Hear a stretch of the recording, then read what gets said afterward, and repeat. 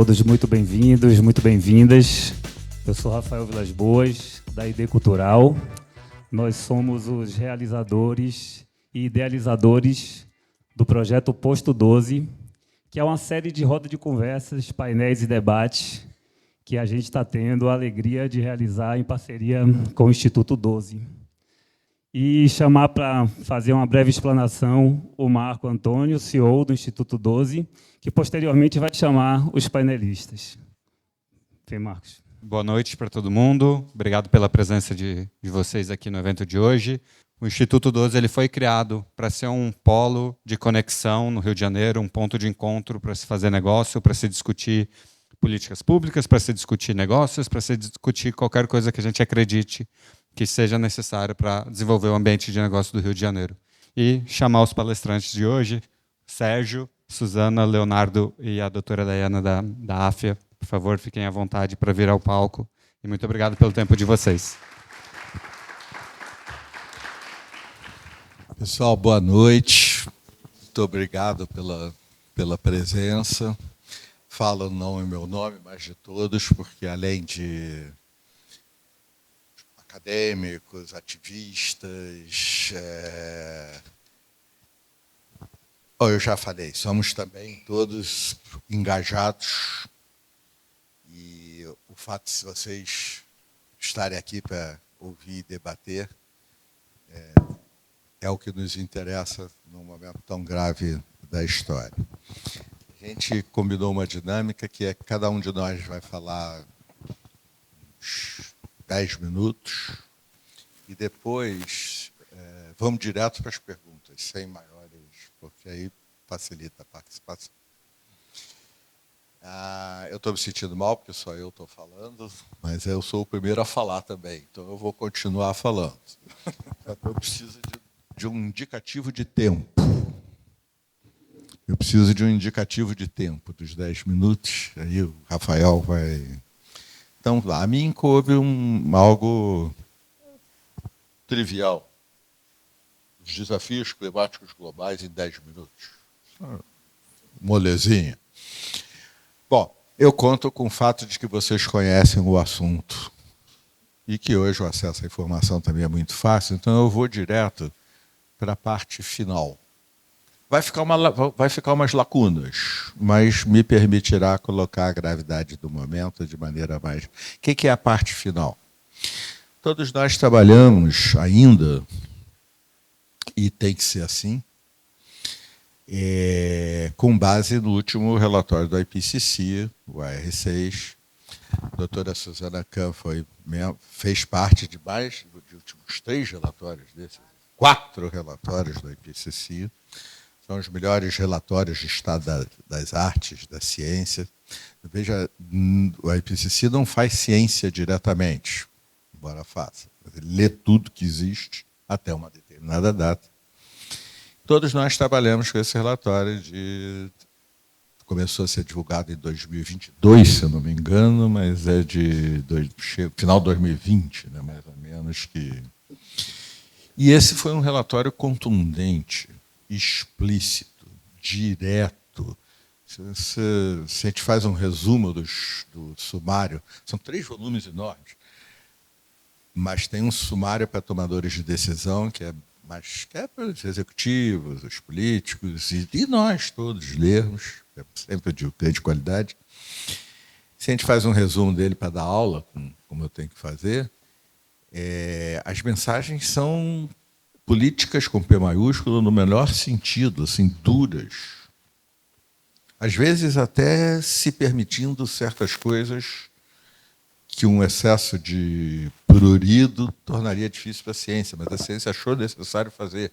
Por exemplo, tem uma frase do sumário que diz: é indiscutível que são as emissões que estão. É indiscutível, sim, mas na forma que a ciência apresenta esse tipo de problema, além de qualquer dúvida razoável. A gente nunca diz é indiscutível, porque amanhã pode baixar um disco voador aí e dizer eu que estou esquentando. Não vai acontecer, mas pode.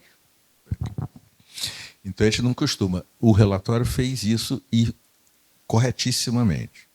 Bom, Passados 5 anos, o que aconteceu nesses 5 anos? Um conjunto fantástico e triste de evidências, de fatos, que não estavam previstos para acontecer agora. Que o relatório nunca vai se atrever a dizer vai acontecer no ano X, ou no tal, não sei o quê. Isso não é ciência. Mas que era esperado para daqui a 15, 20, 30 anos. É importante que esse tipo de relatório seja sempre um pouco conservador. Vocês imaginem se fosse o contrário. Se no relatório tivesse dito assim, nos próximos 5 anos, e não acontecesse. Estava desmoralizado. E clima é extremamente complexo. Então, você não... Por exemplo, tivemos 5 anos que eu vou começar a comentar agora. Nada garante, e pelo contrário, desejemos e rezemos para que os próximos 5 anos sejam a menos. Pode ser que aconteça, não é linear, obrigatoriamente. O que aconteceu nos últimos 5 anos? Muitos eventos ocorreram bem antes do tempo e de forma muito maior e mais intensa do que o previsto para 2020 até 2025. Por exemplo, a inundação do Rio Grande do Sul. Mas se é uma tragédia, não há como... Mas se alguém acha que ela foi uma das inundações mais importantes que aconteceram, está completamente iludido. Mais de 1/3 do Paquistão inundou. Mora gente lá, hein? Muita. A Líbia inundou, no deserto do norte da África. Eles têm umas inundações, mas dura dias. Dessa vez, dura 2 dias, dessa vez. Uma cidade muito maior que o Rio de Janeiro, 9,5 milhões de habitantes da China, que inunda, que nem o Rio de Janeiro, uma topografia parecida, inundou totalmente. Não um pedaço inundou.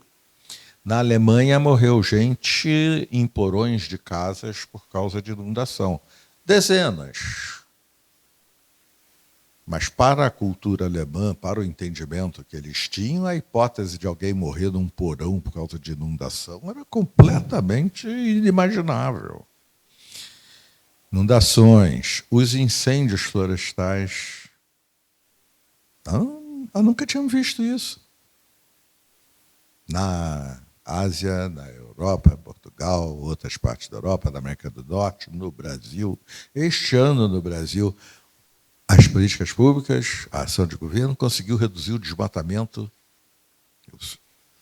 Conflito de interesses. O Jardim Botânico é uma autarquia federal do MMA. E eu vou elogiar o MMA. Então, vocês não são obrigados a... Mas nós conseguimos reduzir o desmatamento brutalmente. Mas o que a gente perdeu para os incêndios? Mais do que compensa. E assim aconteceu no mundo inteiro. No AR6, ondas de calor já são apontadas. Estávamos conversando sobre saúde, vamos ouvir daqui a pouco coisas muito interessantes. Já eram apontadas e tal, mas nada a ver com o que aconteceu. No AR6, se alguém for trabalhar num trabalho de faculdade ou num relatório ESG, vai ter que usar o AR6. É o correto. Ou outras fontes, evidente. Mas havia hipótese já de que alguns territórios se tornariam inabitáveis. Mas está pensando em alguns territórios da Ásia Menor. Hoje, tudo indica que nós teremos territórios que se tornarão inabitáveis extensos, porque, de repente, uma onda de calor daqui a 20 anos leva para uma temperatura que não tem possibilidade.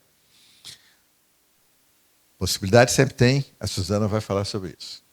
Inovações, tecnologia, e a gente tem as soluções, mas vamos ter que construí-las, não estamos sendo hábeis.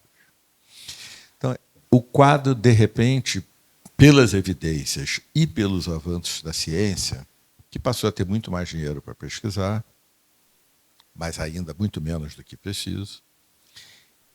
Produzir um caça de última geração continua a custar muito mais dinheiro do que a ciência costuma receber. Mas as ferramentas tecnológicas também se aprimoraram muito. E hoje a gente... Aí você diz, hoje a gente sabe muito mais? Não, hoje nós estamos envoltos em... Claro que hoje a gente sabe muito mais, mas nós estamos numa situação um pouco mais preocupante. Estamos envoltos em mistério.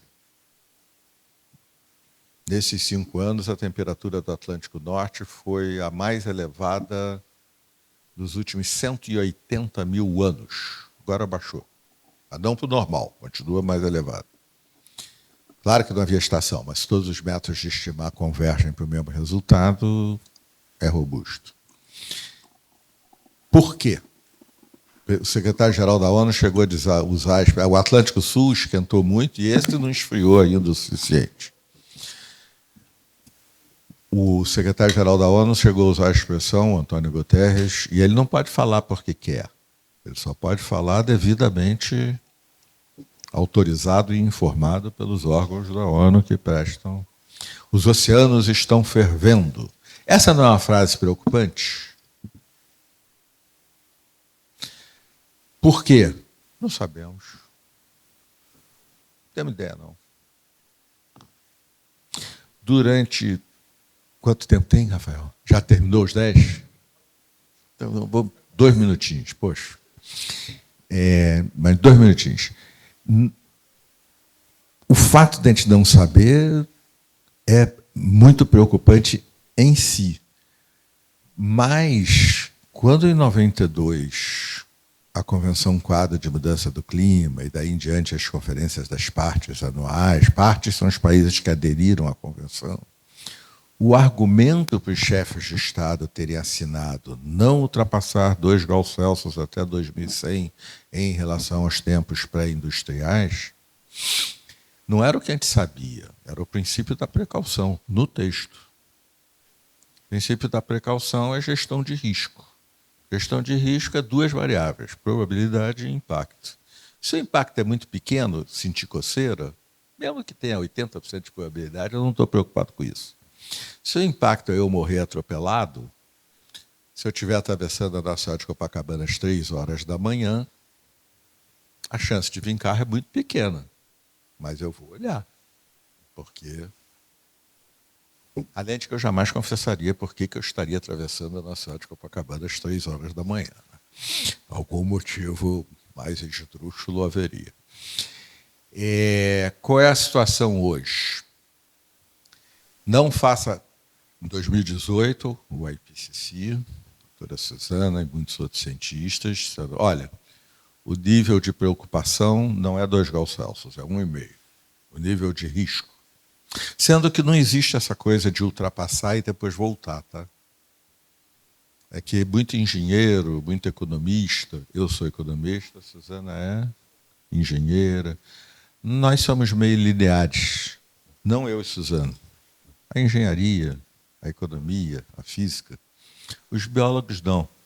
Eles estão mais inevitáveis. Os médicos também não. Eles estão mais inevitavelmente confrontados com o fato de que a realidade é uma só, aquela que a história produziu, tanto a história natural quanto a história humana, e é uma só, é complexo. Então essa coisa... a gente passa de 1,5, vai até 2 e pouco, e depois a gente volta para 1,5. É piração, tá? Porque tudo, o último relatório de pontos de ruptura, os corais. Na hora que os corais deixam de existir como existem hoje, começa a mudar tudo. E na medida que algumas coisas começam a mudar, as outras mudam, e outras mudam, e outras mudam. Aí na hora que você quiser voltar para trás... Isso não existe mais. Não existe nem para a produção de bacalhau na Noruega, mas eu gastaria uns 2 minutos para explicar isso. Pescaram as ovas de bacalhau lá que eles estavam extinguindo, deu tudo errado, porque não é possível, em realidades complexas, imaginar que você... É como um caleidoscópio. Isso é igual, sabe, vocês são muito jovens. Alguém lembra daquele caleidoscópio de tubo? Vocês já viram? Você dá uma sacudidazinha e vê outro desenho. Essa história que a gente vai e depois volta é mais ou menos como dar uma sacudidazinha e ver outro desenho. E acha que vai dar uma sacudidazinha e vai voltar para o desenho anterior. Não tem a menor chance de acontecer uma coisa desse tipo. Hoje, eu termino aqui, a situação é a seguinte. Ciência, com base em gestão de risco, mas agora também com um conhecimento gigantescamente maior do que o que havia há 33 anos atrás, não passar de 1,5. Vamos fazer uma imagem. Não faça aquela curva mais, vou usar o 1,5. Não faça aquela curva mais de 150 km por hora. Se você fizer a 150 km por hora, vai ter gente que vai se machucar no carro. Nós tivemos 2 anos de 1,5, 2025 a gente não sabe ainda. Mas 2024, 2023, a temperatura média do planeta foi... A temperatura do planeta, desculpa, foi, na média, 1,5. Isso não quer dizer que a gente já chegou em 1,5. Quer dizer que eu tive febre por 3 dias, depois fiquei bom. E a gente viu isso tudo que eu falei aqui. Agora imagina 20 anos de 1,5. Se eu tiver febre 3 dias, depois eu estou bom. Se eu tiver febre 10 anos, minha vida é numa UTI. E eu espero que a doutora me socorra adequadamente, porque vai ser difícil não ter esse papo de adaptação. Eu com mais de 40 graus durante 10 anos. Nós assistimos 2. Então, não faça aquela curva mais de 150 km por hora, porque já vai ter um que vai torcer o braço, o outro vai cortar o supercílio, vai ser uma confusão. Se você fizer mais de 150 km por hora, você tem o risco de cair na ribanceira. Vamos chamar, essa é uma metáfora para o imprevisível. Quebra um ponto de flexão, a probabilidade de quebrar os outros são muito maiores. Ponto de flexão é quando você passa, não tem retorno, e tem 5 globais, 26, não sei o quê, tá, não sei o quê. Então, não faça. Qual a velocidade do carro atual? Nós estamos a 460 km por hora, sendo conservador. Você é sempre conservador aqui. Se todas as NDCs forem cumpridas, 240 km por hora. NDCs são as promessas dos países do que eles vão fazer para descarbonizar, para não emitir gases de efeito estufa. Se as críveis, que já tem sites e outros que fazem essa crítica, se as promessas críveis dos países, aqueles que dizem como que vão fazer isso, forem cumpridas, aí não é 240, é 270 km por hora. E, para finalizar, uma vez discutindo com uma grande companheira, cientista política, da área de direito, etc. e tal, eu usei a expressão metas voluntárias. Ela, então, me corrigiu. Sérgio, você está enganado. Não são metas voluntárias. O Tratado de Paris é um tratado juridicamente vinculante. Então, eu digo, companheira, eu não vou dizer o nome porque ela é brilhante, eu vou fazer a crítica. Companheira, você está coberta de razão, a sua área é ciência política e jurídica. Eu sou economista. Não é mais nem menos, pelo contrário, é menos, mas eu não vou repetir a piada do careca. Eu não tenho tempo, tenho que passar a bola. Mas eu sou economista. Qual é o custo de não cumprir?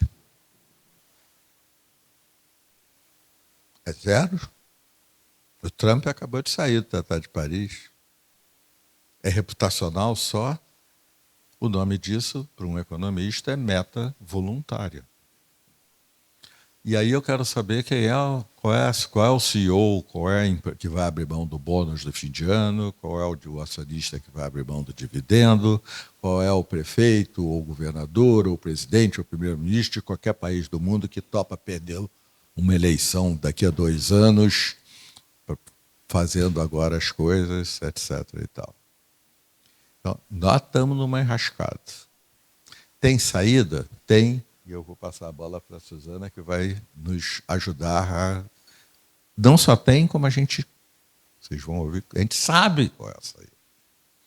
Mas é preciso política com P maior, com P maiúsculo, para derrubar quem não quer. E esse não quer existe. Nós conversávamos e nós vamos para a COP30 discutindo. Não é 300 bilhões para o financiamento climático, isso já está resolvido. Ninguém sabe de onde é que vem um único dólar, quem recebe, como aplica, nada. Mas assinaram 300 bilhões. A luta é que não é 300 bilhões, é 1,3, 1 trilhão e 300 bilhões para financiamento climático. Seria bacana. De novo, sem ninguém saber de onde é que vem, para onde é que vai, quem arrecada, etc. Tal. Mas no papel, acabou, Rafael, vou terminar aqui. Só quero comunicar que o mundo gasta, sem precisar discutir, 7 trilhões de dólares por ano para esquentar mais o planeta em subsídios aos fósseis, diretos e indiretos. Então, essa é a realidade. 7 trilhões para esquentar rápido e provocar sei lá o quê, que eu não vou usar adjetivos, todo ano. A discussão do Dia do Financiamento Climático, todo ano também. Mas uma não acontece e a outra é como estamos. Mas dá para construir um mundo muito melhor. Doutora Suzana, por favor.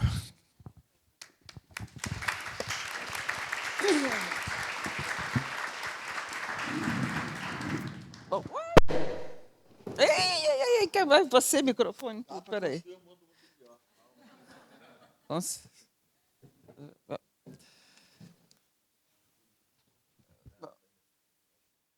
Bom, boa noite. Agradeço aí o convite para eu estar discutindo esse assunto aqui conosco, sobre clima e as oportunidades e opções que nós temos, dado a situação, né, que o Bessman já colocou. Eu vou tentar seguir o exemplo que ele fez, né, a analogia de um carro que tem que fazer a curva no máximo a 150 km por hora, porque mais do que isso as pessoas do carro vão se arrebentar, para ilustrar um pouco qual é o meu ponto de vista, né?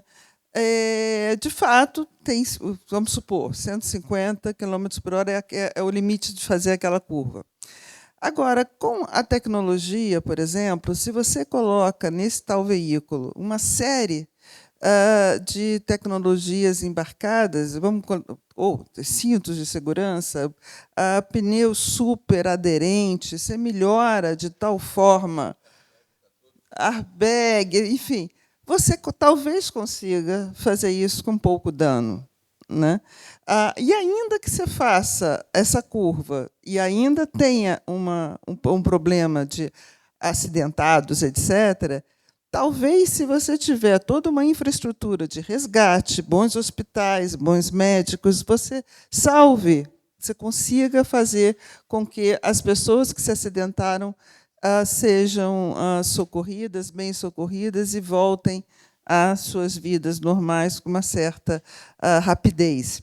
Então, esse é o papel, que eu digo, da tecnologia a serviço do enfrentamento das mudanças climáticas.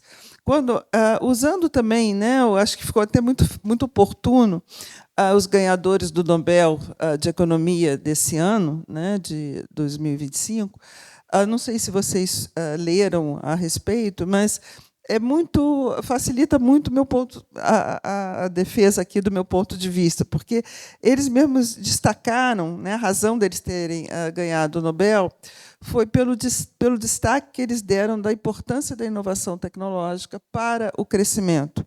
Essa relação entre crescimento econômico, desenvolvimento e inovação tecnológica foi apresentada por eles como uma questão indissociável, né? Você não consegue ter crescimento se não tiver as nações que cresceram, se desenvolveram, todas elas atuaram muito nessa questão da inovação.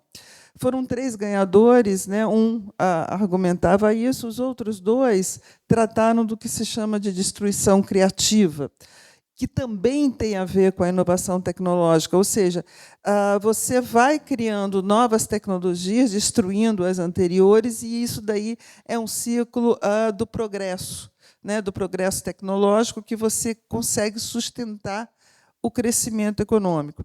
Então, esse ciclo permanente de inovação ele é essencial, né, para o crescimento e etc. E eu acho, o meu ponto é que a inovação tecnológica ela pode colocar o mundo numa rota mais segura, reduzir os danos que a gente tem e vai ter, e a tendência é, de fato, aumentar, por conta do aquecimento global. Então, esse que é o meu ponto, que eu acho que é um pouco de esperança ou ou de realmente onde a gente deveria estar se concentrando. É claro que a inovação tecnológica sozinha não vai dar conta de nada disso. Tem que mudar padrão de consumo, tem N outras questões que precisam ser endereçadas, inclusive de ética.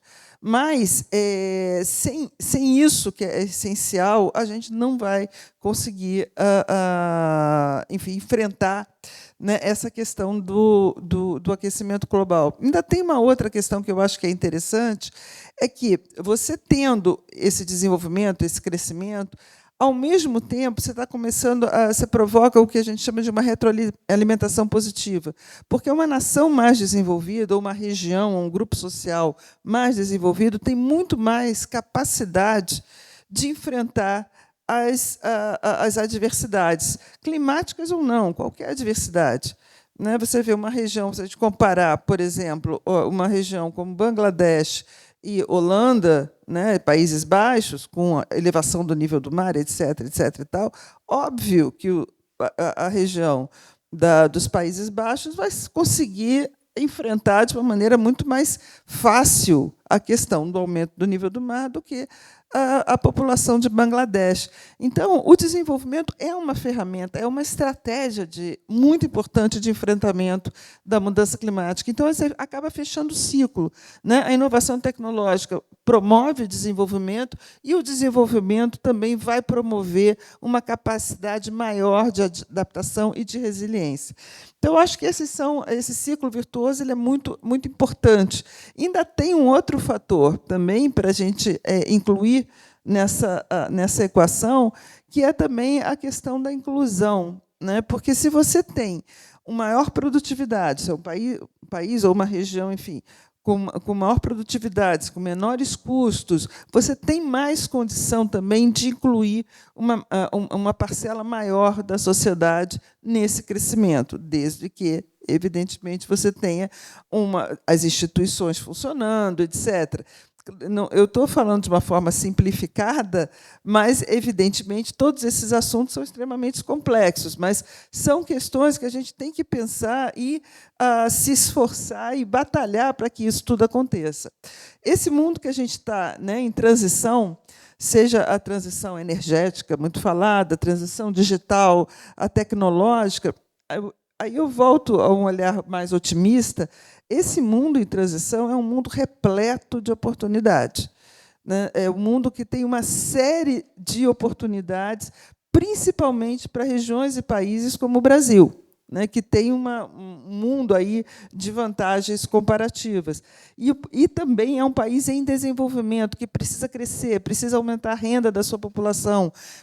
Ainda tem muita coisa a se fazer. E, se a gente olhar, por exemplo, tem um relatório da Agência Internacional de Energia que comenta que quase metade das tecnologias chaves para a energia, de redução de gases de efeito estufa, ainda estão em escala de laboratório. Ainda estão em pilotos, etc. Ou seja, você tem aí um espaço enorme de evolução tecnológica para, de fato, enfrentar a questão da mudança climática. Mas do que a gente está falando, né, especificamente, que está aqui na minha colinha, de eu dar alguns exemplos, né, em relação a o que são essas tecnologias. Evidentemente, tem as mais óbvias, que todo mundo fala, conhece já, e o Brasil tem se desenvolvido bastante, que são, em termos de energia, são energias renováveis, eólica, solar, etc. Mas tem algumas outras, não tão óbvias assim, que também tem um potencial muito grande. Quando a gente fala, por exemplo, de biomassa, a gente sempre se associa a biocombustível, o etanol, né, o biodiesel e tal. Mas a biomassa ela tem um potencial de ser utilizado também em materiais construtivos, né, na construção civil, um potencial enorme. E aí, novamente, com ganhos em escala, porque a construção civil é um dos setores que tem uma participação grande nas emissões de gases de efeito estufa, sobretudo por conta de cimento. Né? O cimento produz muito CO2. Você começa a substituir, mesmo que parcialmente, esse cimento por biomateriais, você tem um ganho aí enorme na questão das emissões de gases de efeito estufa. Não só o ganho na substituição, que você tira o cimento, muito emissor, por biomassa, como também você armazena aquela biomassa, ou seja, aquele carbono fica armazenado naqueles materiais construtivos, que possa ser o cimento, pode ser um laminado, enfim, aquele carbono fica ali, não vai para a atmosfera, e na hora que você replanta ou utiliza novamente aquela biomassa, no crescimento dela, ela absorve carbono. Então, o balanço fica até negativo, né? A gente chama, habitualmente, essas tecnologias de emissão negativa de CO2. Uma outra questão que também é bem interessante é quando a gente está falando dessa, que eu comentei, né, da transição digital. Toda essa conectividade, né, que a gente agora tem, associado à ciência de dados, à inteligência artificial, tudo isso, nos permite ser muito mais eficiente também. E a eficiência é uma das formas que a gente tem também de reduzir a pegada ambiental, não só a questão de carbono, mas todos os outros recursos naturais, água, materiais, etc. Porque você começa a utilizar, você elimina desperdício. O grande barato desses usos de ciências de dados e conectividade é realmente a redução do desperdício, é a possibilidade da economia do compartilhamento, por exemplo. A economia do compartilhamento ela só é possível por conta desse conhecimento que a gente atualmente tem, né, das conexões, etc.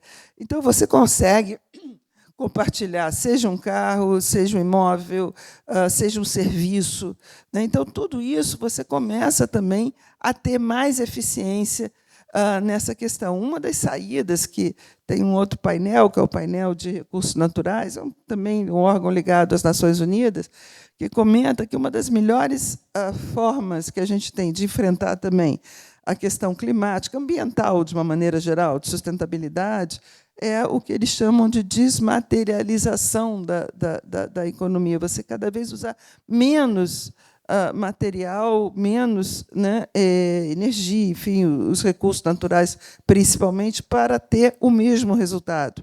Então, isso também é possível por conta da tecnologia que a gente começa a cada vez, né, a gente está se desenvolvendo bastante. E aí, do lado, né, da adaptação também, você tem que, novamente, a questão da ciência de dados, de inteligência artificial, etc., você consegue aumentar o nível de precisão das suas previsões climáticas. Então, você consegue prever com muito mais precisão e certeza onde determinados desastres eventos climáticos extremos poderão ocorrer. E isso, aliado a um sistema eficiente de alertas, né, de monitoramento, você também consegue reduzir uma série de danos. Enfim, os exemplos, né, de tecnologia são inúmeros, né? E tem uma outra área que não era a minha área de atuação, mas que, atualmente, na direção da COP, que é o Instituto de Pós-Graduação em Engenharia, que a gente tem trabalhado muito, que não era a tradição da COP, a agricultura, né? Mas, recentemente, a gente tem trabalhado demais no que a gente chama de agricultura de alta precisão, que também, por sua vez, só é possível por conta de inúmeras inovações tecnológicas. Uso de algoritmos, sensores inteligentes, drones, etc. Tudo isso começa a aumentar a produtividade. E, além da questão do aumento da produtividade, da eficiência, etc., você consegue também tornar produtivas algumas áreas que, até pouco tempo atrás, eram consideradas perdidas, degradadas, etc., porque você começa a poder utilizar, por exemplo, a questão de áreas desertificadas, que também é um dos impactos da mudança climática. Não tem muita água, né?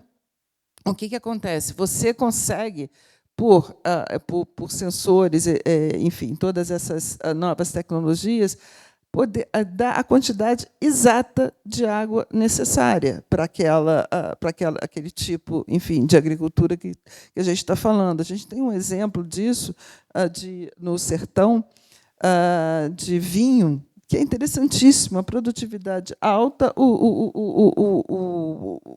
todas as condições que são necessárias para aquele tipo de uva, para aquele tipo de vinho, etc., são monitoradas de tal forma que a planta vai receber exatamente o que é necessário. Em outras ocasiões, em relação à colheita, você sabe qual é a época que você deve fazer a tua colheita por conta também da inteligência artificial. Uma outra questão também associada à questão da agricultura de precisão é a redução do nível de uso de pesticidas e fertilizantes, etc. Porque, se você identifica uma determinada área que está com alguma questão de doença ou algo assim, você isola só aquela, não precisa fazer tudo. Enfim, são vários avanços, né, que a gente pode ter usando a tecnologia. Não que, obviamente, a tecnologia seja suficiente, eu não estou dizendo isso, mas que eu vejo que a descarbonização essa questão climática é um catalisador da inovação tecnológica.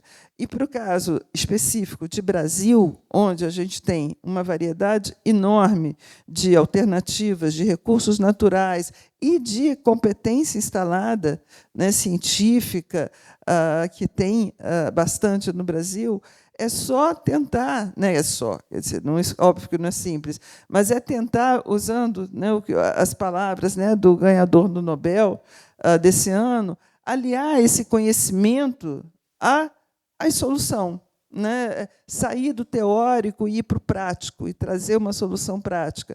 E, com isso tudo, eu acho que a gente consegue não eliminar o problema. Pode, talvez, conseguir administrar melhor, reduzir os danos que a gente está tendo e terá por conta desse aumento de temperatura que o planeta está vivenciando, já vivencia. Então, eu acho que é uma área que é extremamente importante da gente investir, estar atento, estimular, que eu acho que é uma maneira que a gente tem de enfrentar o problema da mudança, da alteração climática. Obrigada.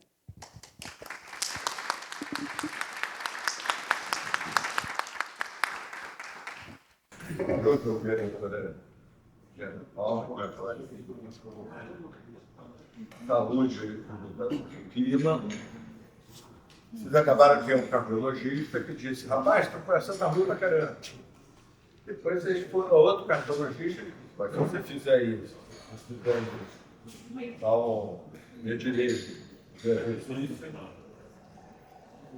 vai dizer bem. Agora vamos ouvir a cardiologista de verdade. Oi, gente, boa noite. Primeiro, eu queria dizer que é um privilégio estar aqui, agradeço o convite. Inclusive, o Sérgio começou falando do relatório que a Suzana participou. Essa é a primeira referência do meu projeto de doutorado, então, assim, imagina como que é legal, né, a gente sentar do lado aqui e ter essa oportunidade. Eu sou médica, especialista em clínica médica. Trabalho tanto como hospitalista, né, que é o médico que passa visita nas enfermarias, quanto como pesquisadora. Eu sou pesquisadora na AFIA. A AFIA é um grande ecossistema de saúde e inovação no Brasil. A gente trabalha muito com educação médica, nós temos 33 universidades no Brasil e 70% das nossas universidades estão no eixo norte e nordeste, então, em regiões que a gente tem uma vulnerabilidade para questões climáticas. E elas estão concentradas em áreas mais distantes dos centros urbanos.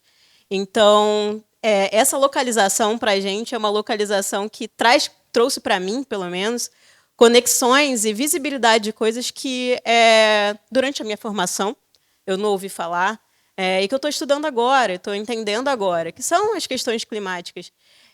Eu morei 1 ano em Manaus, estava conversando ali com o Sérgio sobre isso, né?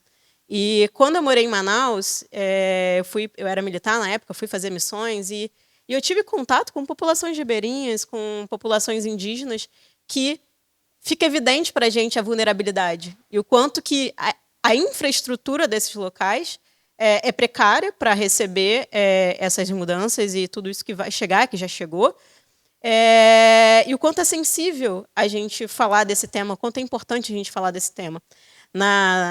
Mês passado eu estava conversando com um médico da AFIA que ele trabalha em Abaetetuba, que é um município lá do interior do Pará, é um município amazônico, né? E ele é um médico ribeirinho, e ele tem um ambulatório de Chagas lá. E ele estava conversando comigo que ele notou um aumento de casos de Chagas no ambulatório dele, um aumento muito assim pontual ali da cidade de Abaetetuba, mesmo no município deles. E ele falando sobre o quanto ele via a relação disso com as mudanças climáticas, com as questões de desmatamento e tudo mais. Eu até parei, depois que eu terminei a conversa com ele, eu falei, deixa eu entrar aqui no DataSUS, deixa eu dar uma olhada em como é que está o caso de Chagas no Brasil. E, realmente, se a gente olha os últimos 10 anos, no último ano, a gente teve mais que 2 vezes o número de notificações de casos agudos de Chagas, quando eu comparo com 2014. Então, tem, sim, um aumento, e eu até fui olhar na literatura, tem relação com temperatura, com mudanças climáticas, e são coisas que estão acontecendo.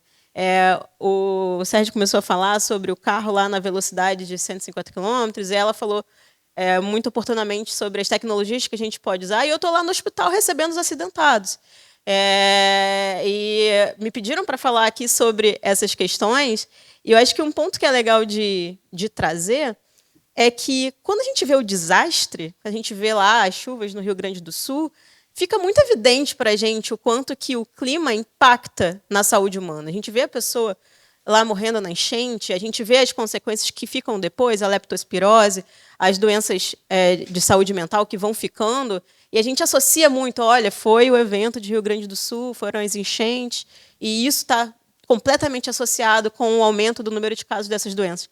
Mas o que está acontecendo é que a gente tem eventos climáticos dando desfechos de hospitalização em que a gente não percebe. Por exemplo, não sei se vocês sabem, mas a gente tem evidência na literatura de aumento de hospitalização em períodos de ondas de calor e até aumento de mortalidade por infarto, por AVC, por descompensação de doenças crônicas. Então, meu paciente que tem insuficiência cardíaca, quando vem uma onda de calor, eu tenho que saber que a chance dele descompensar é grande. Ele usa um diurético, que é um medicamento que faz ele urinar. Então, ele vai desidratar mais. Eu tenho que saber ajustar essa medicação. Eu tenho que saber manejar essa doença para evitar que ele descompense, que bata lá no hospital por conta de uma onda de calor. Então, são associações que a gente... Não é natural da gente fazer. E na minha formação, isso não era nem falado. Eu não sou tão velha assim, né? Eu não tenho cara de... Eu não sei se vocês... A idade aí que vocês dão para mim, não vou perguntar para não correr riscos, mas eu formei em 2015. 2016. Eu formei em 2016. E nem se falava em onda de calor em 2016. Não se falava, assim, na minha formação. Nada foi dito sobre o que eu faço num período de onda de calor, o que eu tenho que ajustar de medicamento, que cuidados que eu tenho que ter com a população. Que populações são mais vulneráveis. Hoje a gente sabe que idosos, crianças, são populações muito vulneráveis nesse período, a gente tem que dar orientações. Então, as pessoas que têm comorbidades também, né, como eu falei, da insuficiência cardíaca. Então, são coisas que a gente não tinha na educação médica, que hoje a gente precisa ter. Outras doenças também, eu falei de Chagas, que é uma doença por vetor, mas e dengue? Ano passado, a gente viu aí mais de 6 milhões de notificações de casos prováveis, um número histórico, que a gente sem precedentes, um pico absurdo. Zika, chikungunya, a gente conversou sobre o Oropouche. Então, doenças causadas por vetores que têm um ciclo de vida acelerado por conta do aumento de temperatura, que estão chegando em áreas em que antes não tinha. Ali no centro-oeste, no sul, áreas em que tinha temperaturas mais amenas, mas que agora o mosquito também está chegando. Então, são questões assim que não é... A gente não faz o link tão rápido.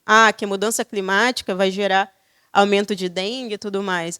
Mas que, de fato, está acontecendo. Os acidentados já estão chegando. Eu recebi no hospital muitos casos de dengue ano passado. Então, além das doenças de vetores, a gente também tem a insegurança alimentar. A gente tem alterações climáticas, a gente tem impacto, e como eu estava conversando com o Sérgio antes, todas essas medidas, todas essas questões, as consequências são maiores em populações que são mais vulneráveis. Então, o pessoal que está lá, que tem dificuldade de acesso, você vê lá no interior do Amazonas, a alimentação deles é peixe, macaxeira, são coisas que eles estão ali plantando e pescando. E, quando não tem, simplesmente não tem, eles não vão ter a proteína, eles não vão ter o alimento. Então, insegurança alimentar também é uma questão. E um outro ponto que a gente associa pouco, mas que é também documentado na literatura, são as questões, impactos em ansiedade e depressão, que a gente chama até de ecoansiedade, que tem relação com essas mudanças, essas alterações climáticas. Fora os transtornos de estresse pós-traumático, depois desses eventos, como a gente viu nas enchentes e tudo mais.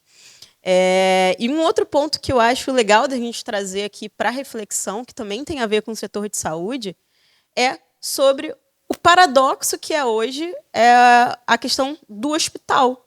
Porque a gente vê que tem isso na literatura também, que o setor de saúde ele é responsável por 5% das emissões de gases de efeito estufa. Então, assim, é um setor que está ali para cuidar, mas também é um setor que está alimentando a crise. E não se fala sobre sustentabilidade dentro do hospital. É uma temática até delicada, né? Porque o hospital ele trabalha com materiais descartáveis em muita quantidade. Então, é difícil até a gente fazer isso. Hospitais sustentáveis, energia limpa, não é uma questão que a gente discuta, né? Não é um ponto que a gente traga tanto para a pauta, mas num congresso que eu fui da Sociedade Americana de Clínica Médica, né, de médicos americanos, foi uma das palestras em que a médica trouxe essa ótica do quanto que a UTI dela contribuía para a crise climática. Dentro do setor de educação, que é o setor que eu estou hoje, né, que é o trabalho que a AFIA faz, acho que o nosso papel assim, é reforçar a formação, trazer esses temas de questões climáticas para a pauta. A gente tem algumas iniciativas lá no município de Abaetetuba, por exemplo. Recentemente, a gente fez um treinamento com as equipes de agentes de saúde para saberem lidar com as mudanças climáticas. Aqui no Rio também tivemos boletins, né, para como que o médico trabalha na onda de calor. Esse foi até o tema do treinamento lá dos agentes de saúde, porque é novo.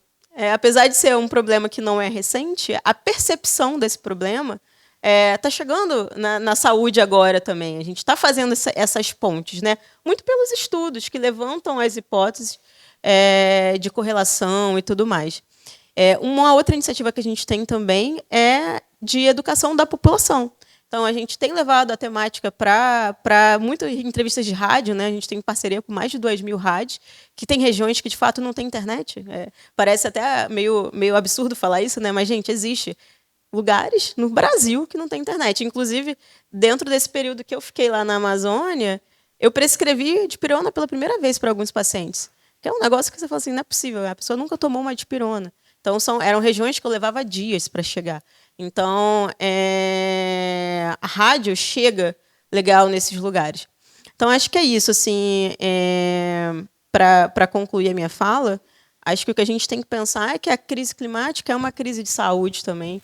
E trazer isso para a mesa também das discussões de saúde, o quanto que isso tem impactado, e preparar o nosso profissional, preparar a nossa população para lidar nos períodos de eventos mais agudos, né? De ondas de calor, que às vezes são orientações que são simples. A minha avó é uma paciente idosa, com diabetes, cheia de comorbidades. Tá calor, já falo para minha mãe, deixa ela hoje no ar-condicionado, hidrata ela hoje, porque eu sei que ela, de fato, descompensa tudo naquele período. São orientações que a gente pode dar e que a gente pode trazer crianças, filho, hidrata, não sair para jogar bola no dia que estiver muito quente, lá no horário que está muito quente. Então, são coisas simples assim do dia a dia que a gente precisa preparar, precisa orientar. E, falando mais, puxando um pouco mais de sardinha para o meu lado, que trabalho com pesquisa de Big Data, que a gente estava conversando, eu trabalho com modelos de predição, que a gente usa dados de comportamento, que são os comportamentos dos usuários da nossa plataforma. A gente tem médicos, a gente tem plataformas de pesquisa, que se chama AFIA Whitebook, que dá para o médico informações sobre doenças e ele acessa e pesquisa. E a gente usa esses dados de comportamento, a gente está fazendo estudo para predizer, por exemplo, quando o médico pesquisa mais dengue, se isso está associado a um pico, a um surto de dengue naquele momento, para a gente poder organizar ali naquele local estratégias de prevenção e de ações ali locais.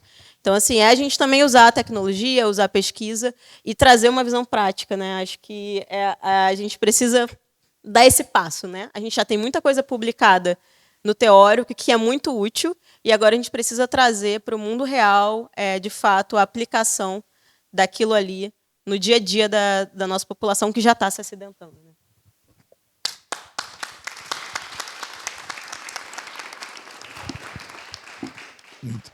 Muito obrigado, Diana. Excelente.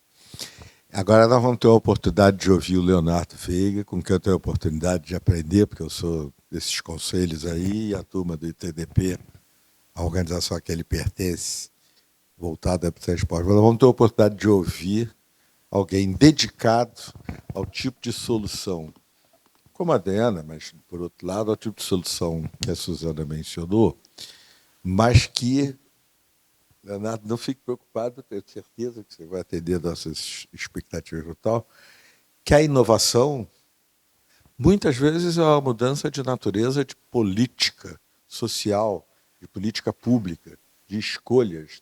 A Suzana já mencionou, não necessariamente é uma descoberta tecnológica. Às vezes é um jeito de organizar a cidade diferente. Leonardo, por favor. Muito obrigado, Sérgio. E adorei o gancho, porque, de fato, é isso. Assim. Muito provavelmente não vou trazer nenhuma grande novidade, mas talvez eu consiga sistematizar de uma forma que a gente consiga sair daqui com algumas reflexões e pensar um pouquinho o papel da política pública nas mudanças climáticas, em especial com o recorte da mobilidade urbana. Mas, antes disso, começar me apresentando. Eu sou Leonardo Veiga, estou falando aqui em nome do ITDP, então também vale a pena apresentar o ITDP. O ITDP é o Instituto de Política de Transporte e Desenvolvimento, é uma ONG internacional que está presente em vários países, está presente aqui no Brasil, no México, na China, Indonésia, em alguns países da África, e a gente trabalha articulando atores desse ecossistema da mobilidade urbana com o objetivo final de promover e colaborar para o debate sobre mobilidade urbana sustentável. E aí também já começar pedindo desculpa, porque como não tinha um slide ali para passar a apresentação, eu fiz um roteirinho aqui que eu não testei antes, então não sei se são 5 minutos de roteiro ou 30, mas eu vou tentar ficar em 10. Mas, enfim, na medida que eu vou falando aqui, talvez eu olhe às vezes aqui para o celular, mas só para me guiar. Então, eu gostaria de começar falando que é isso, assim, mudança climática não é uma questão para o futuro, é uma questão para o agora, e os meus colegas aqui panelistas já abordaram com muita qualidade e profundidade, então eu não vou ficar detalhando os motivos no geral, eu gostaria de trazer aqui um recorte histórico e tentar contextualizar como isso, como a contribuição, como o transporte contribui para as mudanças climáticas. E eu achei super interessante os ganchos que meus colegas panelistas deram, porque falou-se muito do carro, da velocidade do carro, e eu estou aqui na minha cabeça assim, só pensando, não, a gente tem que parar esse carro e acabar com o carro, né? E, se possível, fazer a transformação, a mudança, tentando até resumir aqui, que vai ser a conclusão da minha fala, basicamente aproveitar essa discussão sobre mudanças climáticas para trazer uma discussão de inovação tecnológica, ou seja, descarbonização do transporte.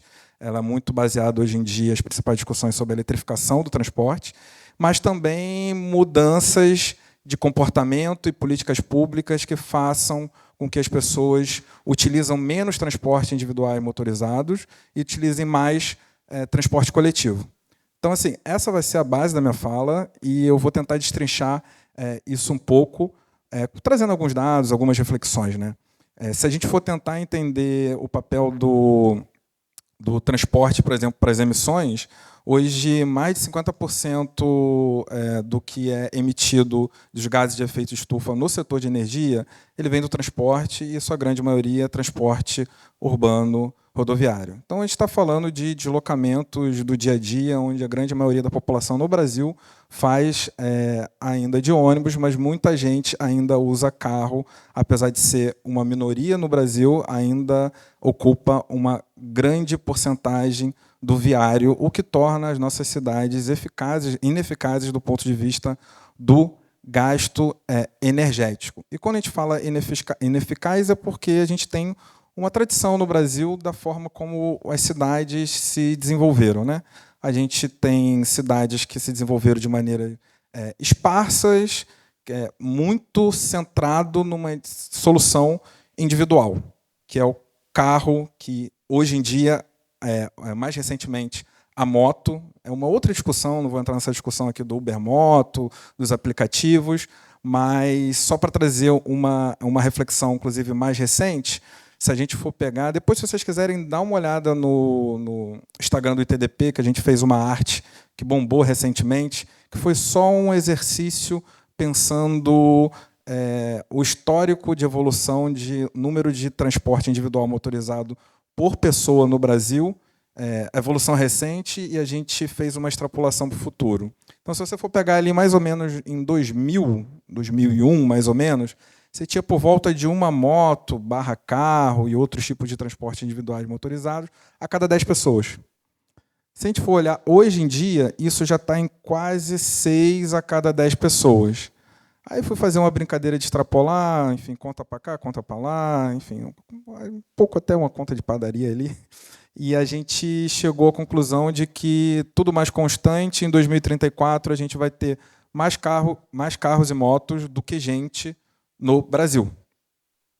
Então, assim, se as cidades hoje em dia já estão enfrentando os desafios das questões climáticas, hoje, muito provavelmente quem veio para cá hoje, alguns de vocês devem ter vindo de aplicativo, de carro individual, enfim, o que seja, e percebeu que é isso. A gente tem congestionamento e isso é completamente ineficaz do ponto de vista da organização da cidade, o que produz cada vez mais gases de efeito estufa. Mas quando a gente fala de política pública, a gente não está falando de centrar essa discussão em decisões individuais. É óbvio que a gente pode tomar essas decisões algumas decisões de forma individual, mas aqui o que eu estou trazendo é uma reflexão de como o poder público deve agir para enfrentar essas questões. Então, se o setor de transporte ele é um setor que ele emite muito, o transporte rodoviário urbano, ele em sua grande maioria, ele é o que mais emite dentro desse setor, a gente tem um esqueminha que a gente chama de Avoid, Shift, Improve. Bonito em inglês, o que significa isso? Então, a parte do avoid é de evitar, então a gente deve evitar grandes deslocamentos e deslocamentos desnecessários. Aqui ninguém está falando, você mora na região periférica do Rio de Janeiro, você não deve pegar o seu transporte. Não é sobre você, é sobre como a gente organiza a cidade para que ela seja mais eficiente, levando oportunidades de emprego para onde existe a falta deles. E um exemplo disso, já até fazendo um parênteses agora, foi a pesquisa do censo que saiu na semana passada, falando que, se eu não me engano, entre os 10 piores colocados no Brasil em relação a tempo de deslocamento, estão 6 cidades da periferia da região metropolitana do Rio de Janeiro com mais de 2 horas de deslocamento diário, casa e trabalho. Isso é completamente ineficaz. E, além do avoid, a gente tem o shift, ou seja, fazer essa mudança modal. Então, a gente falou do carro, né? Então, por que a gente tem que continuar apostando em solução individual, transporte individual motorizado? Então, a gente sabe, a literatura é isso, não estou trazendo nenhuma grande novidade aqui, mas a literatura mostra o quanto é mais eficiente você apostar em transporte coletivo, e esse transporte coletivo faz um uso mais racional do viário e, consequentemente, um uso mais estratégico da energia que a gente utiliza nas cidades. E, por último, o improve, que aí sim, talvez hoje em dia está ali na discussão sobre a utilização desse momento histórico como oportunidade para a gente discutir novas tecnologias. Então, se discute muito melhorar a questão energética, dependendo cada vez menos de combustível fóssil e partindo para soluções que são, entre elas, hoje em dia a mais discutida, a eletrificação do transporte. É óbvio que você já deve ter visto aí Elon Musk, BYD, como algumas soluções de transporte limpo individual, mas isso é só uma pontinha ali, e a minha fala aqui, eu gostaria de centrar ela no transporte público coletivo. Não adianta nada você ter carro elétrico e carro elétrico por si só. Se todo mundo utilizar carro elétrico, a gente vai ter uma cidade eletricamente congestionada e, enfim, ineficiente. Então, a aposta tem que ser o transporte público coletivo.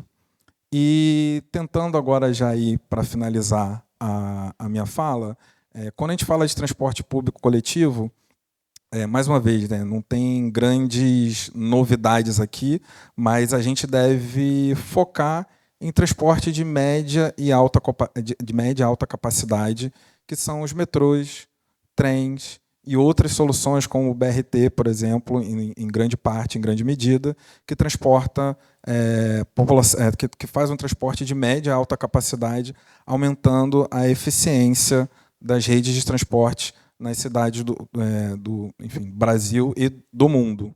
Uma outra reflexão que a gente deve fazer é que o Brasil ainda utiliza muito o transporte por ônibus e vai continuar utilizando durante muito tempo. Se a gente quer que a população utilize mais o transporte público, se a gente quer que a população utilize mais o transporte público, esse transporte público precisa ser convidativo. Porque não adianta nada eu falar, vamos usar transporte público, vamos usar transporte público. Eu vou fazer até uma confissão aqui, né? Eu vim de carro para cá. Eu estava com medo do congestionamento, eu gosto de chegar cedo, eu gosto de preparar um pouco minha fala, rever. Tive a oportunidade de chegar mais cedo. O pecado não é mortal. Pois é, né? Ainda bem. Mas é isso, assim, a gente não pode deixar esse tipo de decisão para a população. Para não deixar que isso pese para a população, o transporte ele tem que ter frequência, ele tem que ter conectividade, ele tem que estar integrado com outros modos de transporte, ele tem que estar integrado com ciclovias. A gente precisa criar mais ciclovias na cidade. E uma outra confissão, né? Eu trabalho há 5 anos na área de transporte e mobilidade urbana, e antes de trabalhar, eu achava que bicicleta era coisa de pessoal militante. Não era nem dos gringos. Eu via pessoas muito entusiasmadas aqui no Brasil, amigos meus, e eu falava, tá, muito legal, né? Pedalar por aí é bacana e tal, mas aí, o que isso traz de solução? O importante é transporte de massa. Quando, na verdade, a bicicleta ela já é utilizada, em especial nas periferias e em cidades pequenas, ela é utilizada em grande parte, mas não existe uma infraestrutura para isso. Então, você está colocando a população em risco, e quem se arrisca hoje em dia, quem tem mais propensão ao risco?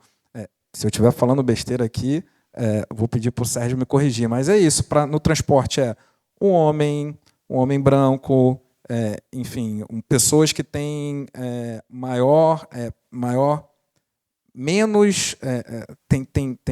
como é que eu vou dizer, colocar em outras palavras, mas tem mais, mas se arrisca mais no transporte. Então, mulheres, idosos, crianças deixam de utilizar o transporte por bicicleta, por exemplo, o transporte a pé, porque as calçadas são irregulares e não existe incentivo para modos ativos, em grande medida porque não existe política pública para isso.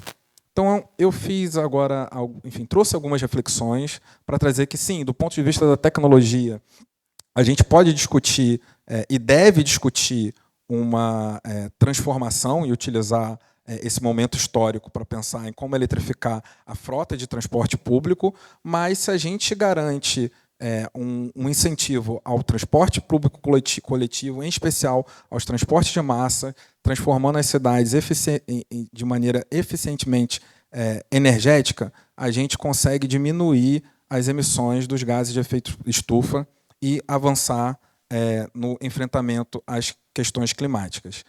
Tem uma outra série de discussões aí que, enfim, não vale a pena aqui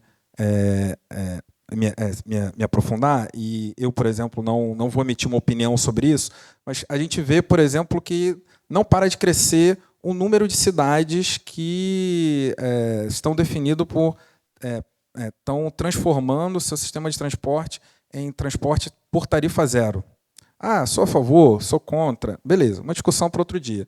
Mas o que é provado cientificamente, dos poucos estudos que tem, tanto aqui quanto lá fora, é que existe uma demanda reprimida absurda pelo transporte público. A partir do momento que você coloca a tarifa zero, você vê que a população ela passa a utilizar e, em grande medida, também deixa de utilizar transporte individual motorizado, que também é um outro exemplo de como existem formas de você enfrentar as questões relacionadas às mudanças climáticas sem necessariamente inventar a roda. O que a gente precisa fazer? Colocar a população dentro do transporte público coletivo, e esse transporte público de coletivo tem que ser de qualidade para atrair esses usuários. Se a gente não for por esse caminho, a gente está fadado ao fracasso e o transporte não vai conseguir colaborar para enfrentar as questões climáticas. É isso, e vamos parar esse carro aí, não quero esse carro 150 nem 30. É isso, gente, obrigado.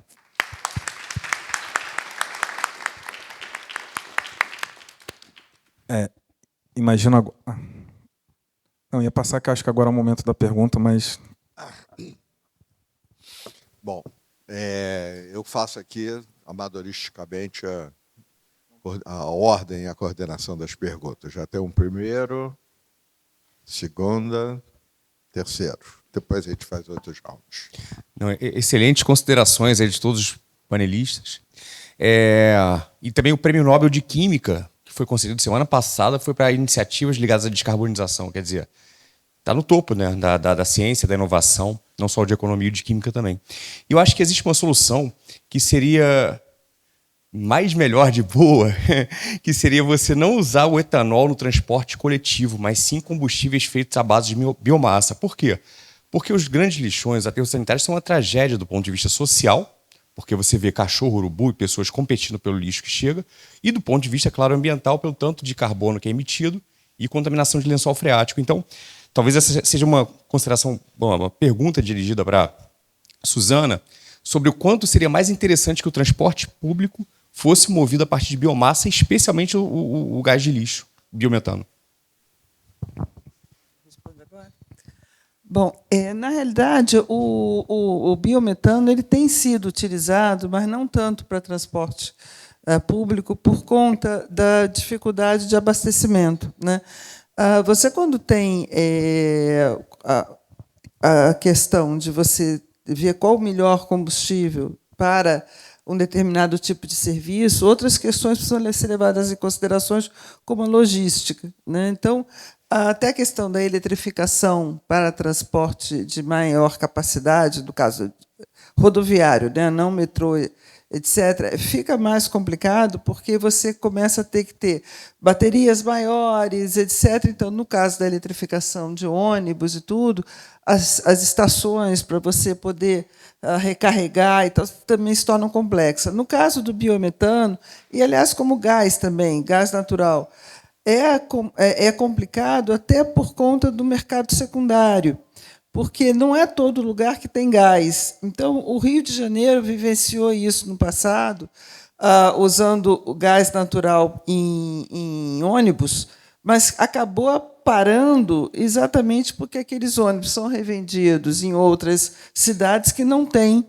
a disponibilidade do gás. Então, você deve sempre buscar ter um combustível que seja mais universal, de tal forma que o veículo possa ir de um estado para o outro, de uma cidade para outra, e ser revendido também.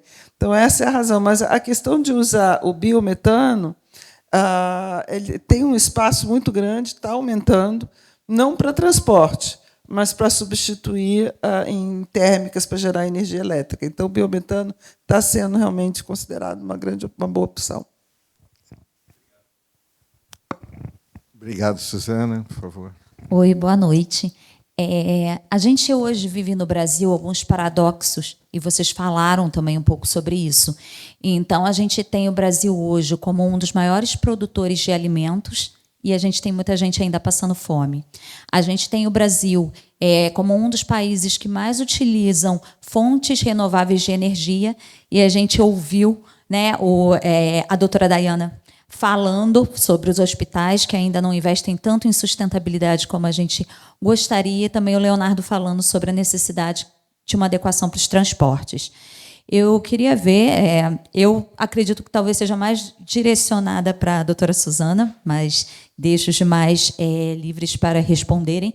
Queria saber como é que vocês enxergam tudo isso e também o potencial da economia circular, se vocês veem como uma possibilidade para a preservação do meio ambiente.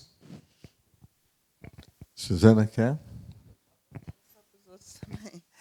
Bom, essa desigualdade, ela realmente tem esses paradoxos que você menciona, são questões bem interessantes, até porque um outro paradoxo que a gente vai enfrentar, caso realmente a gente não preste atenção, né, na forma que o mundo vem se desenvolvendo, é que a gente vive um pouco a economia do conhecimento, né? Você cada vez tem mais sofisticação em tecnologias, conhecimentos, etc. E isso, se não for bem trabalhado em termos de políticas públicas, pode fazer com que a gente passe a ter ainda um nível de desigualdade maior, né? Você vai aumentar esse gap entre desenvolvidos e em desenvolvimento, porque os empregos com pouca qualificação, eles vão desaparecer, não tem como. Isso é evidente que a gente está vendo, vai ser tudo robotizado, automatizado, etc. Vão surgir novos empregos, sim, mas extremamente qualificados. Então, você tem que preparar a nossa população com a educação, etc., para esses novos empregos. E quando a gente fala, a tua pergunta específica de economia circular, é uma questão extremamente relevante, importante, a questão do asfalto borracha, onde você usa pneus inservíveis para fazer asfalto, né, e também reduzir o percentual, né, de matéria-prima que é de origem fóssil, né, no asfalto. Então, você tem uma série de possibilidades. O mais típico e conhecido é o alumínio, né? Então, a própria questão do alumínio, você está economizando energia, porque aquela energia gasta para a produção do alumínio, da latinha, ela é reaproveitada em outras situações, garrafas PET, etc. Tudo isso tem sido realmente estimulado, e eu acho que a tendência é que isso consiga realmente ter um desenvolvimento ainda bem maior.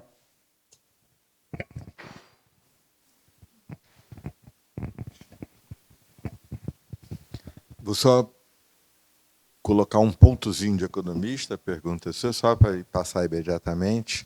O mercado se move pelo sinal dos preços. Então, a economia circular é uma coisa extraordinária, etc., etc.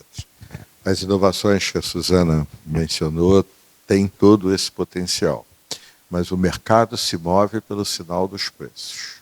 Se nós tivermos a capacidade política de colocar nos preços algo que não está no preço de nada, que é esquentar o planeta, as coisas tendem a girar.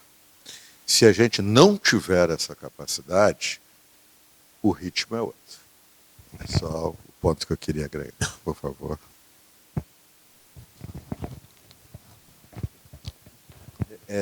Ele lá, depois ele. Tá bom. Já caiu.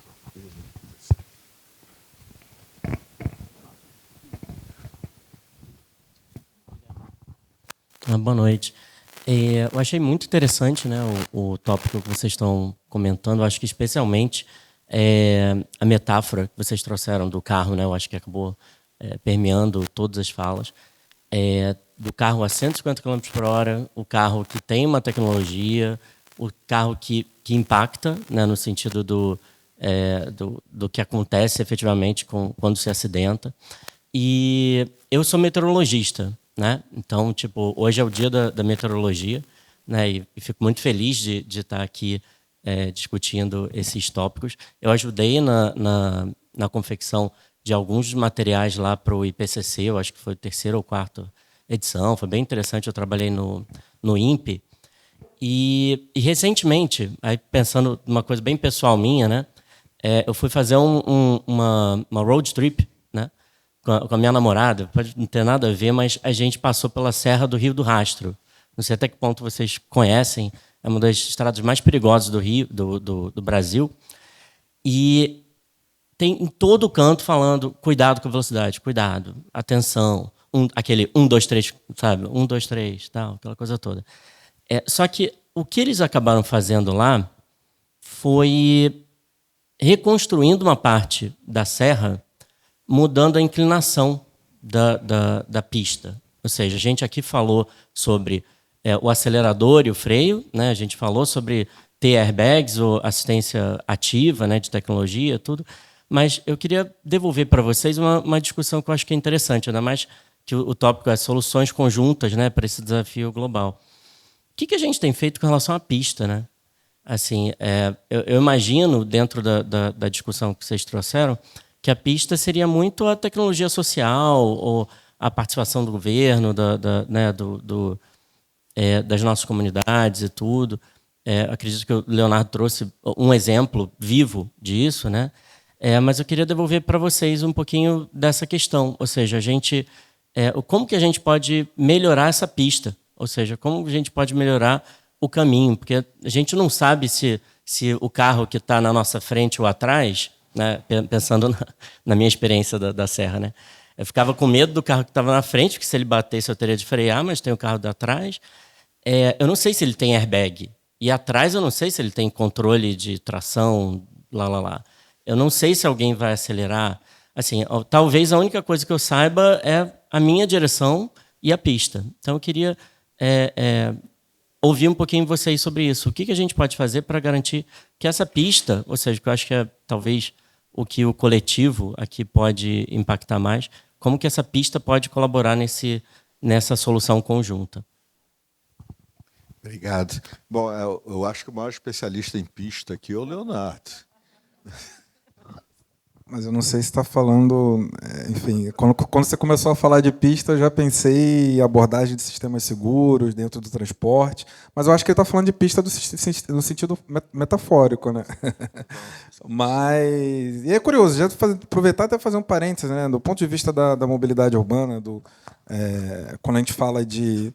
Enfim, para a gente chegar nessa analogia, então, quando a gente fala de transporte seguro, vida segura, a gente tem uma abordagem de sistemas seguros que tenta compreender que a morte no trânsito não é acidente, a morte é algo completamente evitável, por isso que a gente utiliza mais o conceito de sinistro de trânsito do que acidente. Sinistro, ao contrário de acidente, que parece que é algo inevitável, acontece, sinistro ele coloca uma responsabilidade que ela é compartilhada, tanto da pessoa que pode ser irresponsável em relação às suas atitudes, mas como os outros atores que estão ali dentro. Então, e aí, antes de chegar na parte metafórica, já falando sobre a pista, achei um exemplo muito interessante, porque quando a gente fala sobre mobilidade urbana e, enfim, segurança, a gestão da velocidade ela é fundamental. Então, você entender o desenho da via,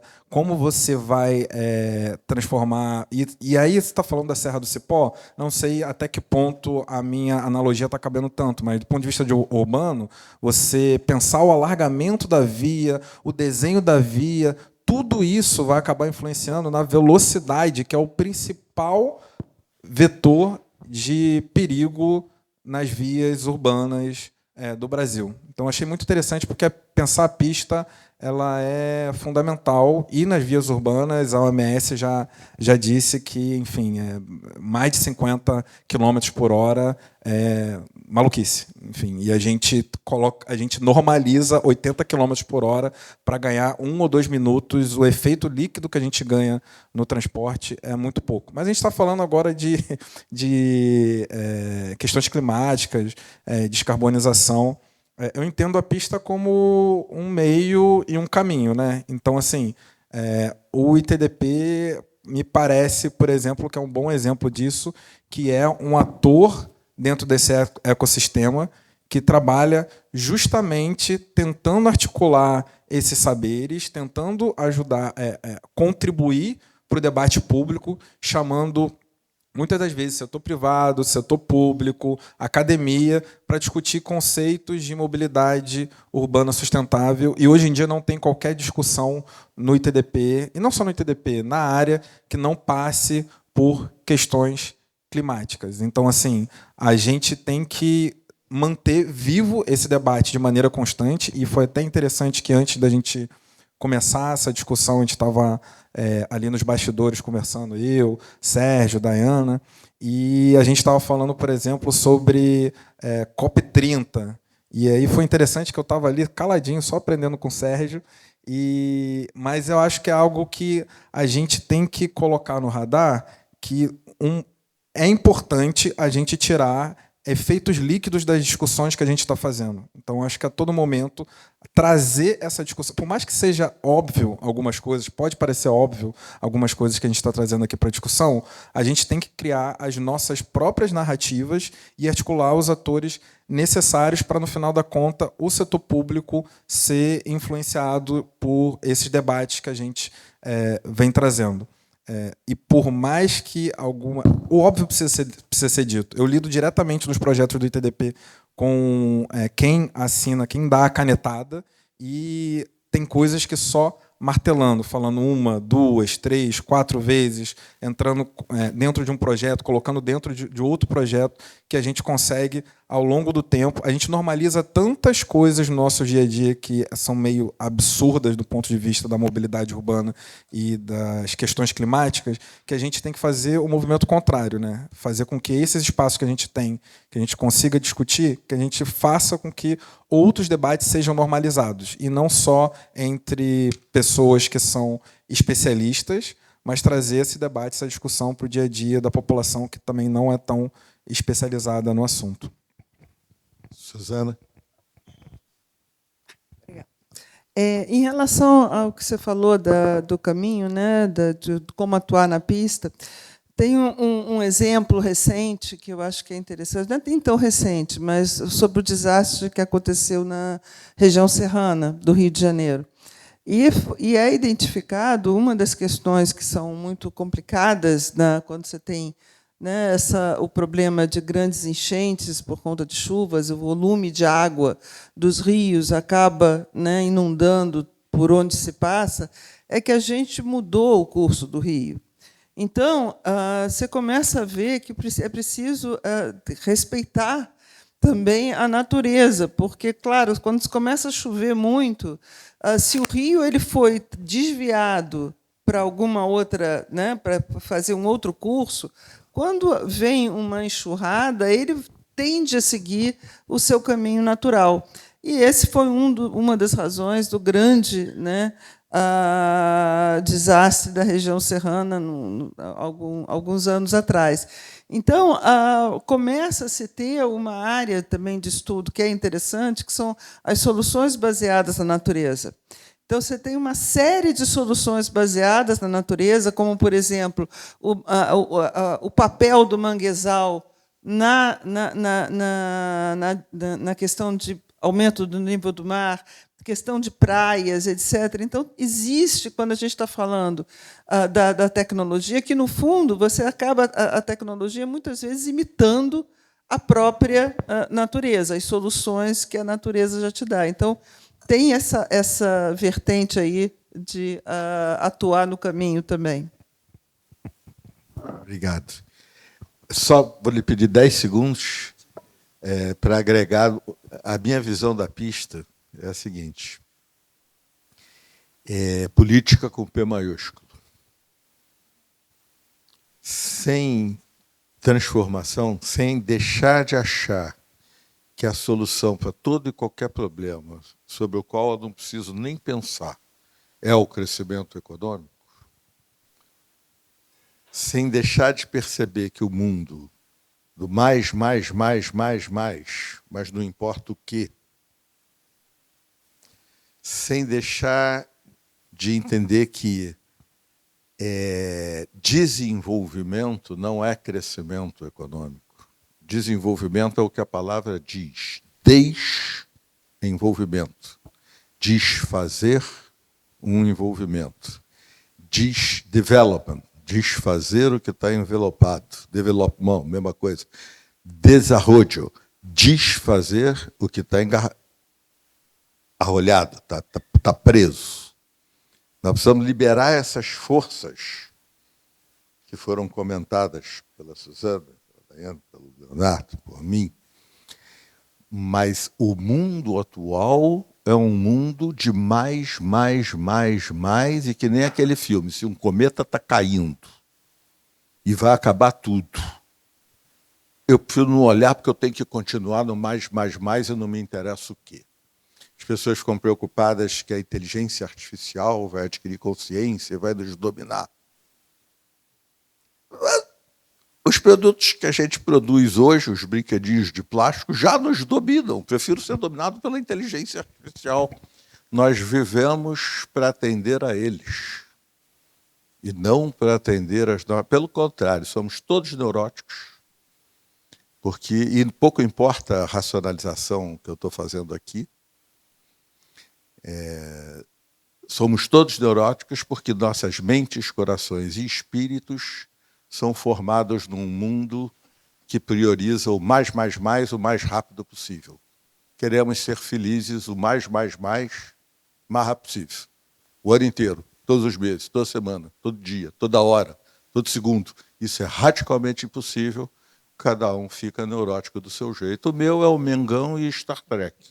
E cada um escolhe o seu, por favor. Posso 50 centavos aqui de contribuição? Achei bem interessante a fala da Suzana, porque eu tinha me prometido que eu não ia, enfim, me desdobrar nesse assunto, mas é porque a gente vai lançar um estudo sobre soluções baseadas na natureza voltada para a mobilidade urbana. E é muito interessante, porque o estudo não está pronto ainda e eu tive a oportunidade de começar a ler hoje, ainda não terminei. Mas a conclusão é isso, né? Que a gente às vezes fica muito focado na mitigação, mas a gente tem que pensar em soluções de adaptação e também, enfim, naquela discussão de não inventar roda, tem muita coisa que é basicamente voltar à cidade como era há muito tempo atrás, em relação à arborização, enfim, corredores de transporte e coisas do tipo, né? Então, assim, ciclovias arborizadas, terminais, e aí já são algumas novidades, né? Terminais de ônibus com soluções bioclimáticas, calçadas permeáveis. Existe já bastante tecnologia para poder avançar em relação às questões relacionadas a alagamentos nas cidades. Então, assim, tem várias outras medidas que passam pela questão, que vão além da questão da mitigação, que são extremamente fundamentais nesse cenário que a gente vive hoje de questões climáticas no Brasil, com esse recorte de mobilidade urbana e transporte. Obrigado. Olá, boa noite. Obrigado, boa noite. Eu queria primeiro parabenizar todas as pessoas que participaram aqui, né? O Sérgio, né? Leonardo também, com as considerações, a Suzana, e também a doutora Daiane. Meu nome é Igor, deixa eu me apresentar também, né? Meu nome é Igor, eu sou biólogo, eu tive a oportunidade de trabalhar já com alguns projetos de risco, de gestão de risco, no caso de um PRAD, que é um projeto para recuperar áreas degradadas, né? O PRAD. E eu vejo que a mineração é uma das coisas mais importantes para a gente ter um olhar mais aguço, mais minucioso, digamos assim. E a gente falou muito aqui, vocês falaram muito sobre inteligência artificial, sobre eletrificação do transporte público, do transporte em geral. E eu fico pensando, mas e a extração da bauxita? Ela é uma das principais que incentivam a mineração, e ela também quem mais causa também degradação nesse sentido. Por exemplo, desmatamento, a degradação do solo, da poluição da água. Então, tudo isso também está envolvido. E isso, aí a minha pergunta vem, né? Será que, de repente, a gente tanto investir nessa tecnologia, isso que a gente está sempre pensando, a gente não pode esquecer que a gente está extraindo isso de algum lugar, né? que é da natureza, em geral, em áreas que são protegidas. Então, esse contraponto, será que a gente não está na contramão, de repente, pensando muito nessa questão da evolução da tecnologia, da inteligência artificial? E uma outra coisa, se vocês acham que a reciclagem de materiais, né, resíduos sólidos, são importantes para que a gente consiga trazer soluções baseadas na natureza em relação às mudanças climáticas. Um exemplo aqui que eu quero dar é, por exemplo, o alumínio, né, 100% reciclável. É um dos produtos, né, de reciclagem que a gente mais só utiliza 100%. Ela é um tipo de alumínio que é uma das coisas que também pode ser um agregador no sentido da bauxita, né, porque a bauxita é o alumínio também. E outra coisa que eu queria perguntar, aí, né, nesse caso é para vocês todos, essa pergunta, né, em relação a contramão ou não, pensando muito em tecnologia e tudo mais. E a questão do transporte, né? O Brasil, essencialmente, o transporte é feito por modalidade de caminhão, né, e tudo mais, transporte via estradas. E queria saber se tem alguma outra modalidade que seja mais adequada, ao invés de, claro, descarbonizar, né, trazer uma questão mais sustentável para esses tipos de transporte. Mas, para além disso, né, tem como a gente modificar nossa modalidade de transporte de nossas matérias-primas e tudo mais. E acho que é isso. E se as empresas das quais vocês trabalham, se elas estão pensando também em investir em projetos que não sejam só sustentáveis, mas que sejam de restaurações ecológicas, né? Que sejam, na prática, uma questão que emprega muita gente. Né? Não sei se vocês estão pensando nisso.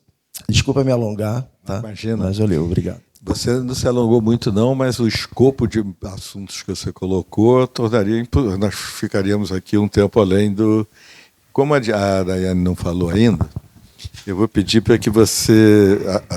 A essência da questão que você colocou,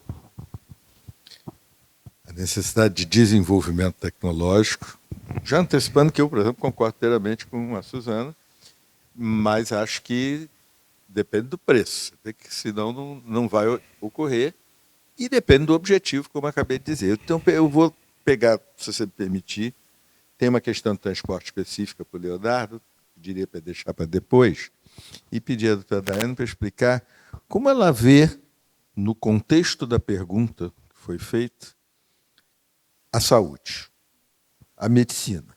A medicina qual foi a pergunta que ele fez? Eu vou fazer uma metáfora.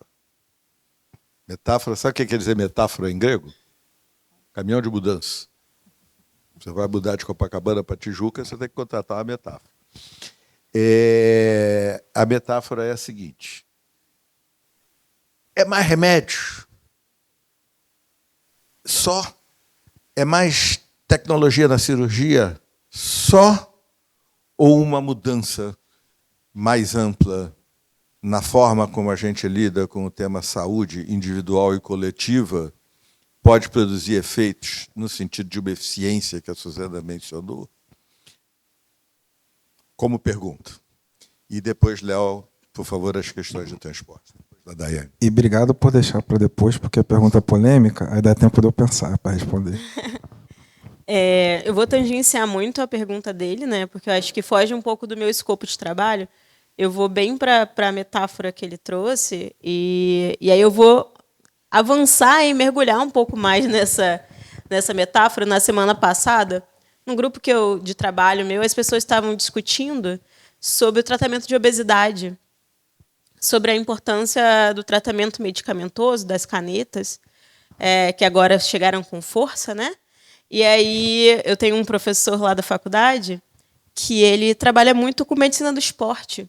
E aí ele levantou o contraponto. Ele, poxa, eu fico muito incomodado de ir em congressos de obesidade que falam sobre tratamento de obesidade, porque dão um enfoque tão grande para a caneta e não falam tanto da questão da prevenção e de mudanças de estilo de vida.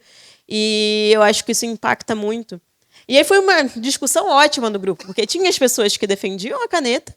Por quê? Porque o tratamento da obesidade é importante, porque a obesidade impacta em desfechos de mortalidade, em desfechos de doenças que levam à internação. Mas também é importante a gente ter um foco em mudanças de estilo de vida e de hábito. Então, eu acho que a gente vai acabar, ô Sérgio, indo para o caminho. É meio chato, né, você ser a pessoa ali que está no morno, mas eu sou muito dessa, sabe? Não acho que seja o extremo. Eu não acho que é nem só ficar ali na prevenção e nem só ficar olhando para a tecnologia de ponta. Acho que a gente vai ter que conseguir equilibrar os pratinhos. E acho que o grande desafio está aí, de encontrar esse caminho do equilíbrio, o caminho do meio, que a gente vai conseguir, de fato, olhar para os dois lados da situação, sem negligenciar nada e sem dar toda a importância para só um ponto da história. Gente, nós vamos terminar aqui.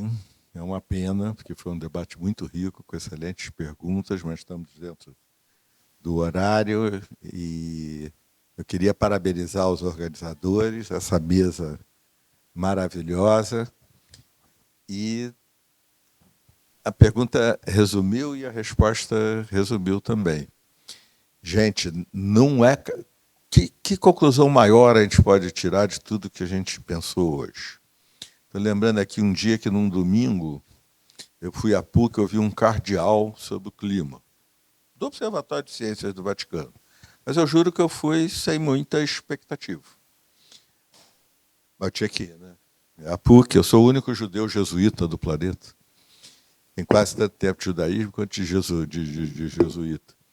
E aí eu fui lá, tal, mas aprendi uma coisa maravilhosa, entre muitas outras. Diálogo. A gente acha que diálogo é um fala, o cardeal dizia, diálogo, dia, entre, logos, palavras, entre palavras. Um fala, o outro ouve. Aí o outro fala e você ouve com atenção, respeito, escuta verdadeira. E isso é um diálogo. Aí quando todo mundo já estava fazendo assim, o cardeal fez assim. Dia em grego não quer dizer só entre. Dia em grego quer dizer também escavar, aprofundar. E eu me dirijo aqui especialmente aos mais jovens, que têm qualidades e ferramentas extraordinárias, quase inimagináveis para mim. Mas ele disse, se dessa troca de ideias não surgir um aprofundamento, um escavamento, ou como carioca, se vocês me permitirem, minhocas na cabeça de vocês, isto não é um diálogo. E eu parabenizo o público e a mesa, porque nós fizemos um diálogo. Boa noite.